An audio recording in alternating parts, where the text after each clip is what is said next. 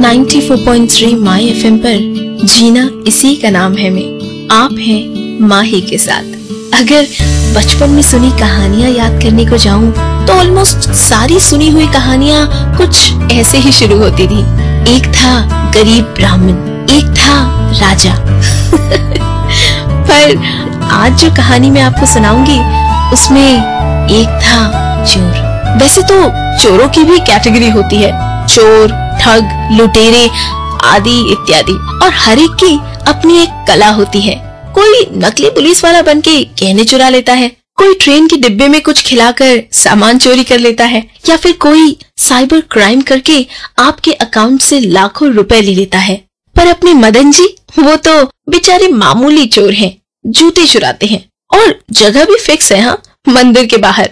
यहाँ तो 12 महीने भीड़ रहती है। ऑफिस जा रहे होते और हर सुबह मदन जी मंदिर जाते हैं। घर के पास ही तो मंदिर है, चल कर जाता है। लोगों को लगता है मदन जी बहुत धार्मिक है। अंदर जाके दर्शन भी कर लेता है और वापस आते वक्त अपने साइज का जूता देख लेता है और अपने पाँव में डालकर चल पड़ता है।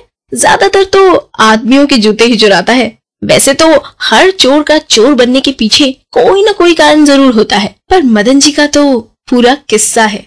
जब छोटा था तो सरकारी स्कूल में कोई प्रोग्राम था, उसे पंडित जवाहरलाल नेहरू बनना था। टोपी और धोती दादाजी की मिल गई, पर मास्टर जी ने कोल्हापुरी चप्पलें लाने को कहा था और माँ बहुत नाराज हुई थी। क्या कोल्हापुरी चप्पलें? यहाँ एक चप्पल 3 लोग पहनते हैं और भाई साहब को नई कोल्हापुरी चप्पलें चाहिए।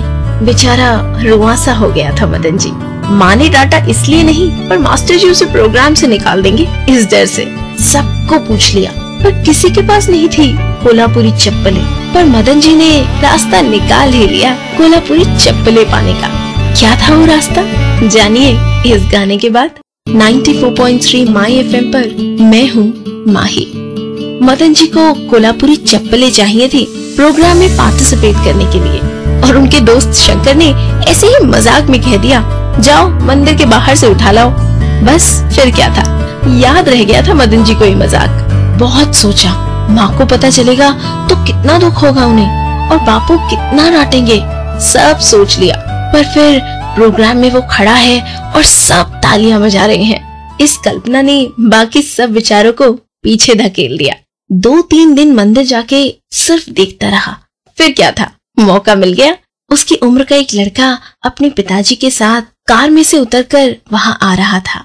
बाप बेटे को आते देखकर मदन जी की आंखों में चमक आ गई। लड़के के पैर में कोल्हापुरी चप्पलें थी। बाप बेटे मंदिर में चले गए, साथ में मदन जी भी चला गया। पर उन लोगों के बाहर आने से पहले बाहर आया और लड़के की चप्पलें पहन ली। दिल बहुत जोर जोर से धक धक कर रहा था, हाथ पैर में पसीने आ रहे थे। पहले तो लड़खड़ाते हुए चला, पर फिर दौड़कर गली के अंदर जाके खड़ा रहा। कोई पीछे तो नहीं आ रहा होगा ना, किसी ने देखा तो नहीं ना। कुछ पल यही सोचते बीत गए और फिर आराम से घर पहुंच गया। किसी का ध्यान नहीं था, छुपा के रख दिए स्कूल की थैली में वो कोल्हापुरी चप्पलें। प्रोग्राम में जवाहरलाल नेहरू बनकर हाथ में गुलाब लेकर आया तो तालियां गूंज उठी और मेहमान ने इनाम भी दिया। चप्पलों की बात तो भूल ही गया था, पर एक दिन छोटी बहन की नजर पड़ी, नई चप्पलें, और सबने मदन जी की तरफ देखा। अब क्या होगा, क्या बताएगा सबको कि कहाँ से आई ये चप्पलें, जानिए कुछ देर में। 94.3 माई एफएम पर आप हैं माही के साथ। चप्पलें देखते ही मदन जी से सब पूछने लगे, कहाँ से लाया ये? चतुर लोमड़ी की चतुराई काम कर गई या फिर पहली चोरी की सफलता?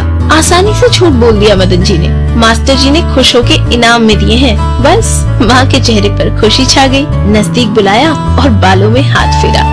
खुश हो गया था मदन जी और बाद में आदत पड़ गई माँ के चेहरे पर वो खुशी देखने की और अपने नाप के जूते उठाने की। और उसके बाद अपने घर के पास कोई छोड़ गया था। स्कूल में कहानी के कंपटीशन में फर्स्ट आने पर मिले हैं, या फिर दोस्त को फिट नहीं हो रहे थे इसलिए मुझे दे दिए। ऐसे बहानों की लिस्ट बनती गई। घर में किसी को ये विचार तक नहीं आया कि मदन जी को स्कूल में इनाम में जूते कैसे मिल सकते हैं। घर में काफी जूते हो गए तो बाद में तो बेचने भी लगा।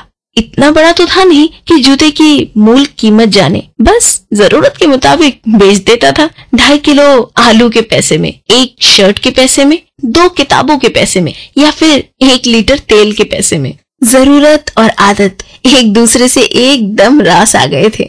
माँ और बाबूजी अब नहीं रहे, पर आदत तो वही थी। बीवी बहुत भली थी, आसपास के लोगों के लिए पापड़ या अचार बना लेती थी, छोटे मोटे कपड़ों को सिलाई कर देती थी।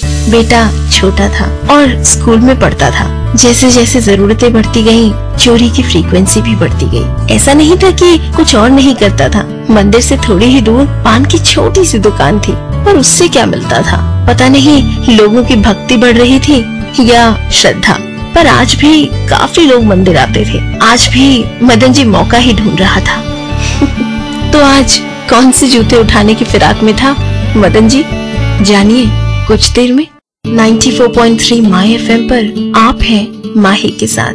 रात को जब घर पहुंचा तो उसका छोटा सा बेटा राजू रोकर सो चुका था। बीवी कुछ गुमसुम सी थी। क्या हुआ ये पूछा तो बीवी रो पड़ी। राजू शाम से जिद कर रहा था कि नए जूते लाने हैं और मैंने गुस्से में उसे थप्पड़ लगा दिया। रोते रोते भूखा ही सो गया। और अब मदन जी की बीवी उसे क्यों मारा ये सोचकर रो रही थी। अरे मदन जी को मन ही मन में हंसी आ गई। मेरे घर में मेरा लड़का जूते के लिए रोया और मार खाया। कुछ बोलता इससे पहले पत्नी ने रोक दिया।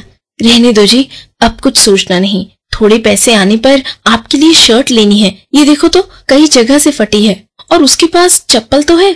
खामखा जिद कर रहा था। चलो अब आप खाना खा लो।